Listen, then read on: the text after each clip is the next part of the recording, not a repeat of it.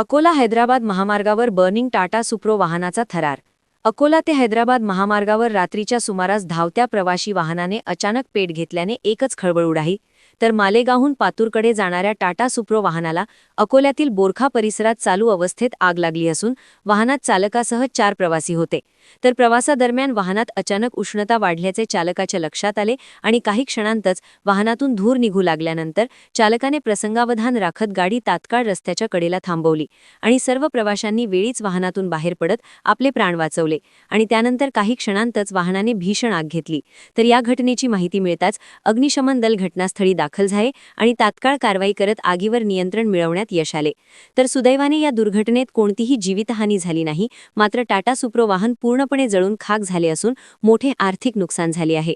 तर या घटनेमुळे काही काळ महामार्गावरील वाहतूक विस्कळीत झाली होती। तर ही आग लागण्याचे नेमके कारण अद्याप स्पष्ट झाले नसून पुढील तपास सुरू आहे। ताज्या अपडेट्ससाठी पाहत रहा प्रहार 24 तास, निर्भीड, निष्पक्ष, वेगवान आणि हो, चॅनलला आत्ताच सबस्क्राईब करा। ताज्या घडामोडी आणि वेगवान अपडेट्ससाठी प्रहार 24 तास न्यूज चॅनलला आत्ताच सबस्क्राईब करा आणि बेल आयकॉन दाबायला विसरू नका।